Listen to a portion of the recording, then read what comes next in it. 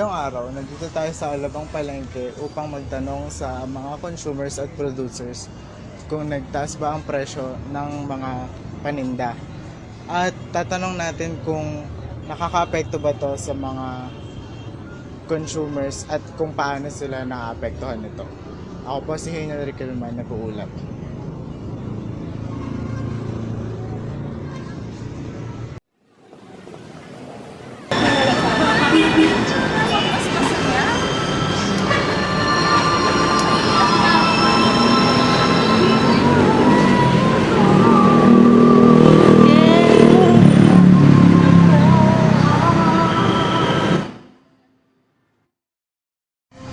Meron po bang nagbago sa prices nyo ngayong buwan po? Or sa nakalipas na buwan? Na bago? Sa paninda nyo?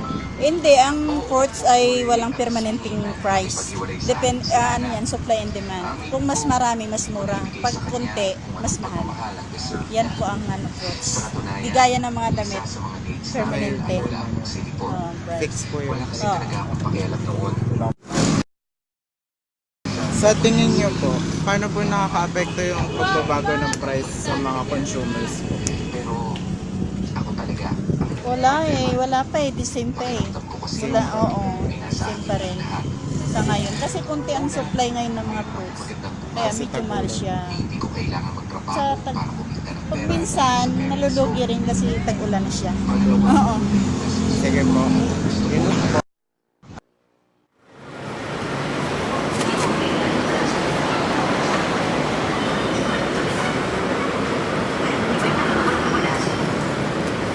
Sa consumer po, paano po nakaka-apekto yung pagtaas ng presyo ng fruits ngayon sa inyo? We're vegetarians.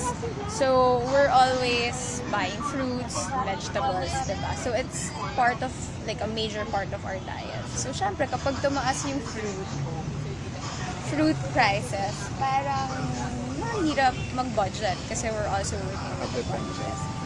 But then, we think naman na we're hoping na yung pagtaas niya, yung price na itinaas niya, sana mapunta sa farmers or the people who make sure that we get fruits here. Kasi it's also very difficult to, grow, diba? And yun.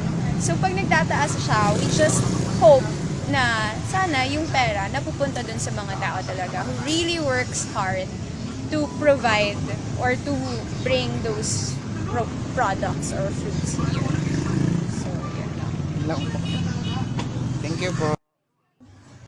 Pangalan mo na eh. May nagbago po ba sa presyo ng asukal niyo po? Oo, meron. Isang summer. Bakit po siya nagtaas? Kasi na naman tao. Saka walang magustuhan ng mga silver na yun sa Mustada.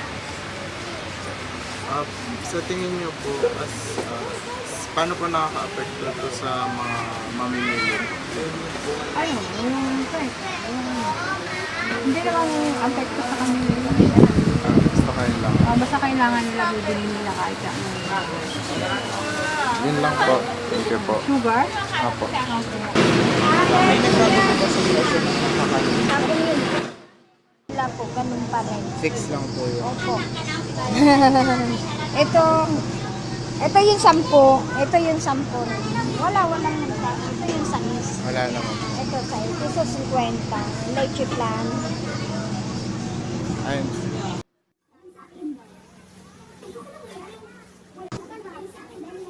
Bilang isang mamimili po, paano po nakaka-apekto yung pagtaas ng presyo ng Magkano? bilihin sa palengke?